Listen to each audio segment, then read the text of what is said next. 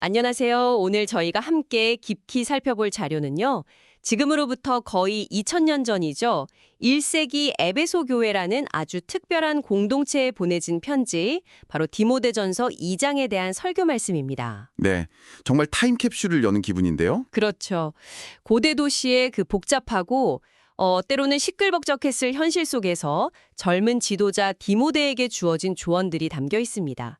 과연 오늘을 살아가는 당신에게는 이게 또 어떤 의미로 다가올지 그 핵심을 같이 한번 찾아가 보시죠. 네, 이 설교는 기본적으로 사도 바울이 자신의 영적인 아들이자 또 동역자였던 디모데에게 보낸 목회 서신의 일부를 다루고 있죠. 당시 디모데가 맡았던 교회가 있던 에베소, 여기가 정말 만만치 않은 곳이었다면서요. 맞습니다. 상업, 문화 또 온갖 종교가 막 뒤섞여서 아주 역동적이긴 했는데 동시에 영적으로 보면 굉장히 혼란스러운 곳이었어요. 그렇군요.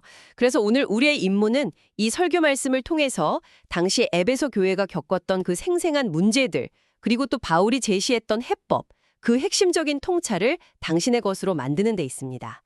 자, 준비되셨나요? 네, 한번 들어가 볼까요? 좋습니다. 한번 깊이 들어가 보죠. 네, 우선 디모데가 사역했던 에베소라는 도시의 분위기, 이걸 좀 제대로 이해하는 게 중요할 것 같아요.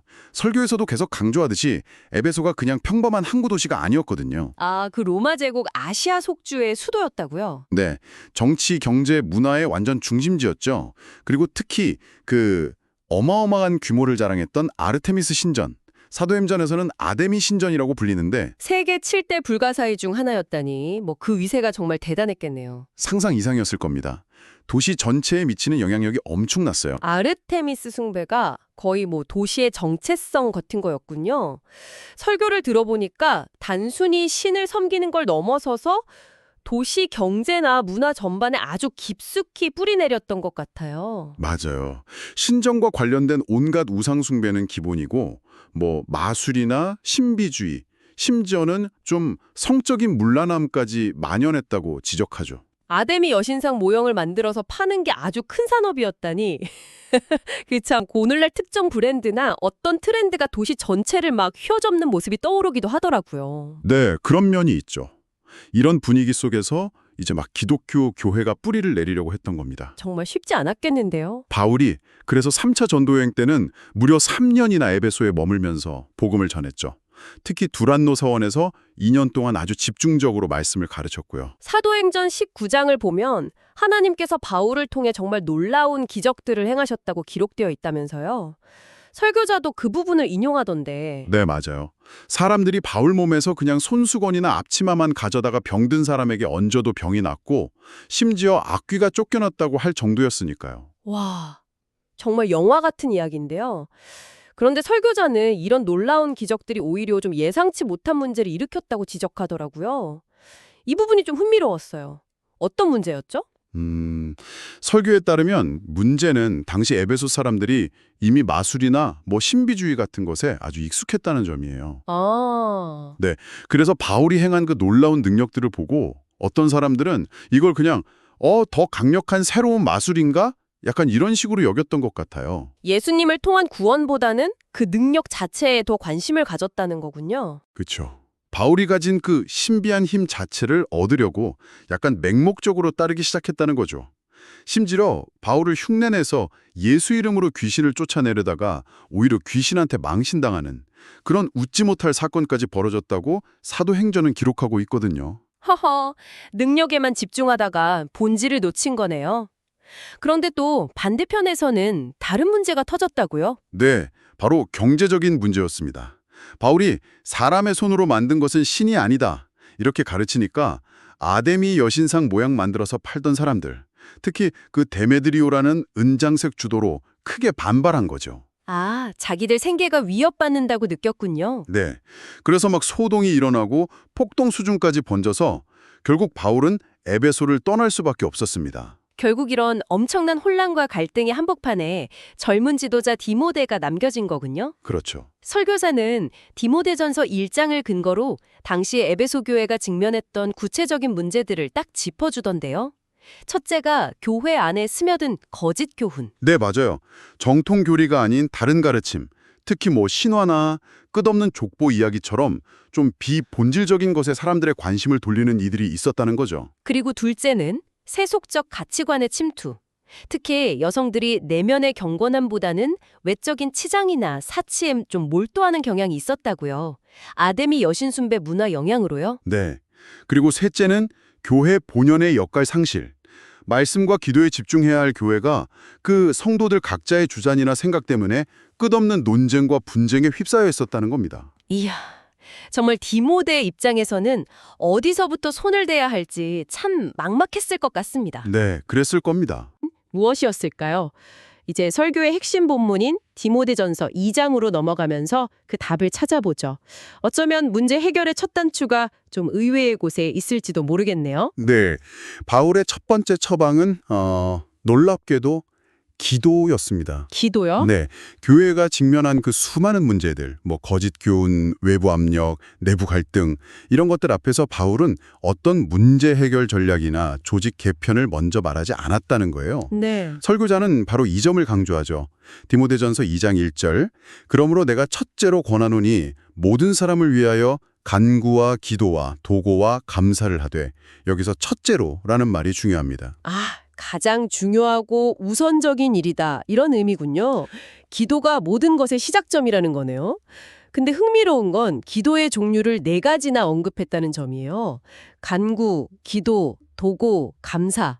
이게 각각 어떤 뉘앙스 차이가 있나요? 네, 간략하게 설명드리면 간구는 우리의 필요를 좀 구체적으로 아뢰는 것, 기도는 하나님과의 일반적인 교제나 대화, 도고는 다른 사람을 위해서 대신 아주 간절히 기도하는 중보기도, 그리고 감사는 말 그대로 하나님께 감사하는 것. 이렇게 볼 수 있습니다. 그러니까 가능한 모든 방식의 기도를 다 동원해서 모든 사람을 위해 기도하라. 이런 강력한 권면이군요. 그렇죠.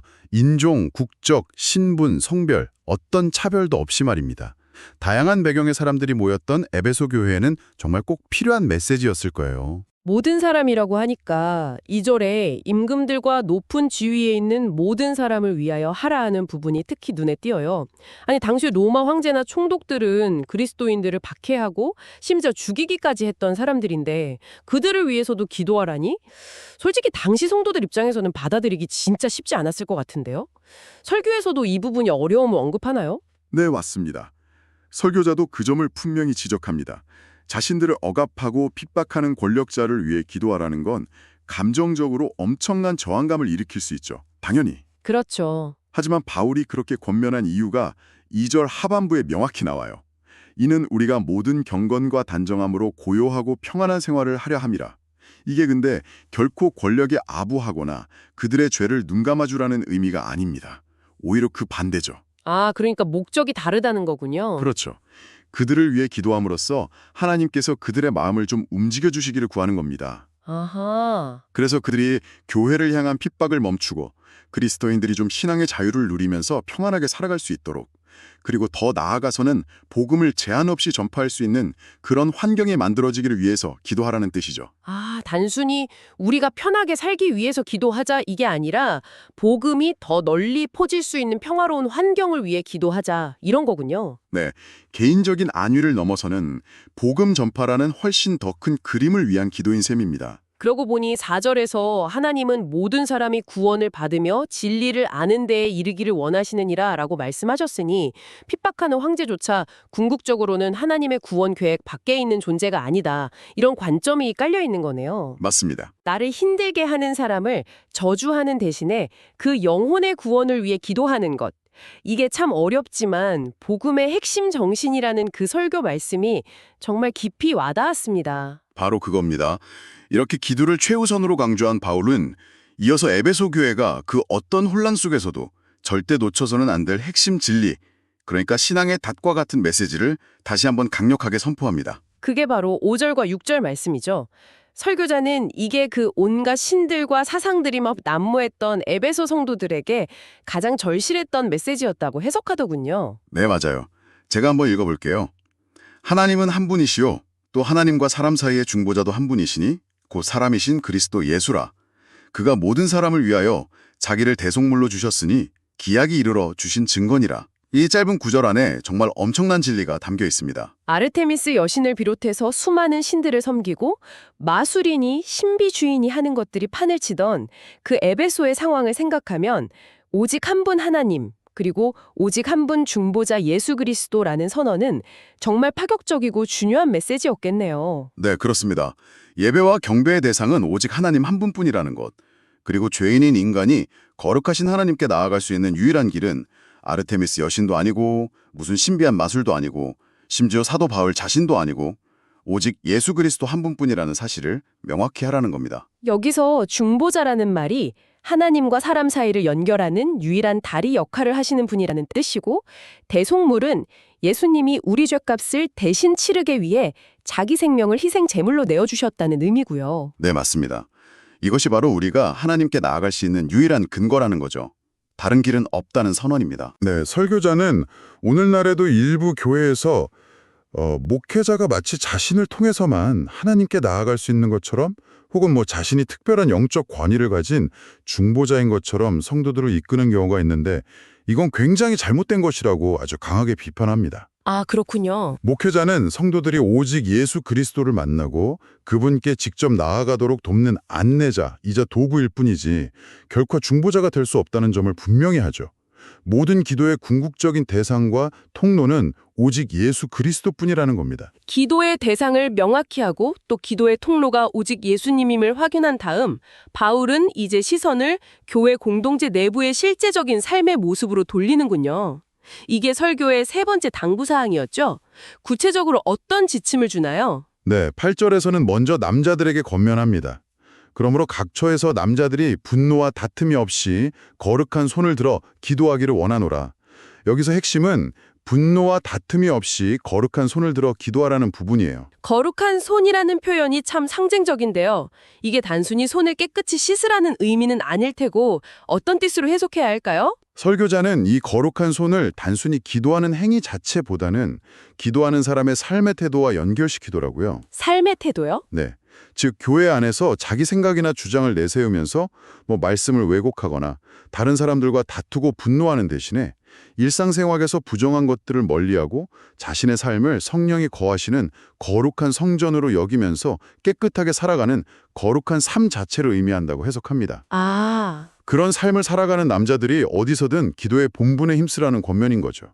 삶과 기도가 분리되지 않아야 한다는 메시지입니다. 마치 운동선수가 중요한 경기를 앞두고 몸 관리를 철저히 하듯이 기도라는 영적 행위에 앞서서 삶의 컨디션을 거룩하게 관리하라. 이런 뜻으로도 들리네요. 네, 그렇게 볼 수도 있겠네요. 삶으로 기도를 준비하라는 말씀이군요.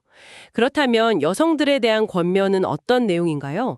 9절과 10절인데 이 부분은 오늘날 자칫 오해를 사거나 좀 논란이 될 수도 있을 것 같다는 생각도 드는데요. 설교자는 당시 문화적 배경을 어떻게 설명하면서 이 구절을 풀이하나요? 네, 9절과 10절은 이렇게 말합니다. 또 이와 같이 여자들도 단정하게 옷을 입으며 소박함과 정절로서 자기를 단장하고 따은 머리나 금이나 진주나 값진 옷으로 하지 말고 오직 선행으로 하기를 원하노라. 이것이 하나님을 경외한다 하는 자들에게 마땅한 것이니라. 설교자는 이 구절 역시 당시 에베소의 그 특수한 문화적 상황 속에서 이해해야 한다고 강조합니다. 어떤 특수한 상황이었죠? 아까 말씀하신 아르테미스 신전과 관련이 있나요? 네, 직접적인 관련이 있죠. 앞서 언급했듯이 에베소는 아르테미스 숭배의 중심지였고 그 신전에는 여사제들이 있었어요. 또 항구 도시의 특성상 굉장히 화려하고 사치스러운 치장을 한 고급 매춘부들도 많았다고 하고요. 아, 여기서 말하는 따은 머리, 금, 진주, 값진 옷 이런 것들이 바로 그런 세속적이고 때로는 종교적으로 음란한 문화와 관련된 과시적인 외모 치장을 상징한다는 겁니다. 그러니까 바울은 교회 여성들이 세상의 이런 유행이나 가치관을 무분별하게 따라가는 것을 경계하라고 권면하는 거군요. 그렇죠. 특정 헤어스타일이나 장신구 자체를 금지한다기보다는 그것이 상징하는 그 세속적인 가치관과 정신을 본받지 말라는 의미로 해석해야 한다는 겁니다. 그럼 단정하게 옷을 입으라는 건 어떤 의미일까요? 설교자는 단정한 옷을 단순히 수수한 옷차림이라기보다는 내면의 질서와 경건함이 외적으로 드러나는 품위 있는 태도로 해석합니다. 그리고 외적인 치장에 집중하기보다는 소박함, 그러니까 건전한 자기인식이죠. 정절, 정신적인 순결함이나 절제, 그리고 선행이라는 내면의 아름다움으로 자신을 단장하는 것. 이것이 하나님을 경외하는 여성에게 합당한 모습이라고 강조합니다. 외모 자체를 부정하는 게 아니라 예배자로서의 합당한 마음가짐과 새삼의 유혹에 휩쓸리지 않는 구별된 삶의 태도를 강조하는 메시지군요. 맞습니다. 물론 이 구절이 역사적으로 좀 여성의 역할을 제안하는 데 오용되기도 했지만 설교의 초점은 분명히 외적인 형식이 아닌 내면의 신앙과 삶의 열매에 맞춰져 있습니다. 결국 남녀 모두에게 공통적으로 요구되는 것은 외적인 논쟁이나 거칠애보다는 내면의 거룩함, 그리고 그것이 삶으로 드러나는 선한 행실을 통해 믿음을 보여주라는 거네요. 네. 분노와 다툼 대신 거룩한 삶으로 기도하는 남자, 화려한 치장 대신 단정함과 선행으로 믿음을 나타내는 여자. 이것이 혼란한 세상 속에서 교회가 추구해야 할 모습이라는 거죠. 네, 그렇군요. 그리고 설교자는 이러한 바울의 권면이 단순히 2000년 전 에베소 교회에만 국한된 이야기가 아니라고 힘주어 말합니다. 아, 오늘날에도 여전히 유효하다는 말씀이시죠? 그렇습니다. 에베소 교회가 겪었던 문제들, 그러니까 교회 안으로 슬며시 들어오는 세상의 가르침들, 외적인 성공과 물질적인 것을 더 중요하게 여기는 세속주의와 물질 만능주의, 또 교회 공동체 안에서의 갈등과 분열, 이런 모습들이 오늘날 우리가 살아가는 이 시대의 교회 안에서도 놀랍도록 유사하게 나타나고 있다는 진단을 내립니다. 정보가 넘쳐나는 시대다 보니까 무엇이 진짜 진리인지 분별하기 어렵고 또 본질적인 신앙보다는 외적인 프로그램이나 건물 혹은 세상적인 성공 스토리에 더 열광하는 모습들이 있다는 그런 지적이겠죠. 네, 그런 맥락입니다. 그래서 바울이 디모데에게 했던 조언들이 마치 타임캡슐을 열어서 꺼낸 편지처럼 오늘 우리에게도 여전히 살아있는 지침이 된다는 거군요. 정리해보자면 첫째, 교회의 최우선 순위는 기도다. 그리고 모든 사람, 특히 리더들을 위해 차별 없이 기도해야 한다. 네. 둘째, 우리의 신앙과 기도의 유일한 근거는 오직 예수 그리스도 한 분뿐임을 굳게 붙잡아야 한다. 그렇죠. 셋째, 교회의 공동체 안에서 남성은 분노와 다툼을 버리고 거룩한 삶으로 기도에 힘쓰고 여성은 세속적인 가치를 따르는 외적인 모습보다는 내면의 아름다움과 선행으로 믿음을 증명해야 한다. 이것이 교회가 붙들어야 할 기준이라는 말씀이네요. 네, 정확합니다. 눈과 귀를 즐겁게 하는 화려한 것들이 마치 진리인 것처럼 보이는 이런 시대 속에서 우리의 믿음이 세상의 유행이나 어떤 소리가 아닌 변함없는 하나님의 말씀에 깊이 뿌리내리고 자라나야 함을 설교는 강력하게 호소하고 있습니다. 그럴 때만이 하나님께서 약속하신 참된 평안과 은혜를 누릴 수 있다는 메시지를 전하고 있는 거군요. 맞습니다. 오늘은 1세기 에베소라는 그 혼란스러운 도시의 교회에 보낸 바울의 편지를 통해 시대의 소용돌이 속에서도 교회가 그리고 성도 개개인이 붙잡아야 할 변치 않는 핵심 가치들을 살펴보았습니다. 기도, 오직 예수 그리스도 중심의 신앙, 그리고 삶으로 증명되는 내면의 거룩함과 선행, 2000년이라는 시간을 훌쩍 뛰어넘어서 오늘 당신의 마음에 깊은 울림을 주는 것 같습니다. 네, 에베소의 상황이 오늘 우리의 현실과 크게 다르지 않다는 것을 생각할 때 바울의 권면은 정말 더욱 무게감 있게 다가오는 것 같아요. 수많은 가치관과 문화의 홍수 속에서 신앙의 본질을 지키며 살아간다는 것은 어쩌면 그때나 지금이나 동일하게 어려운 도전일 것입니다. 오늘 함께 나눈 이야기들을 다시 한번 되새겨보시면서 이런 질문을 스스로에게 던져보는 것은 어떨까요? 세상의 수많은 목소리와 화려한 가치들이 당신을 유혹할 때 길을 잃지 않고 당신의 믿음과 삶의 중심을 단단히 붙들어줄 당신만의 닻은 과연 무엇입니까? 다음 시간에 더욱 흥미로운 탐구로 돌아오겠습니다.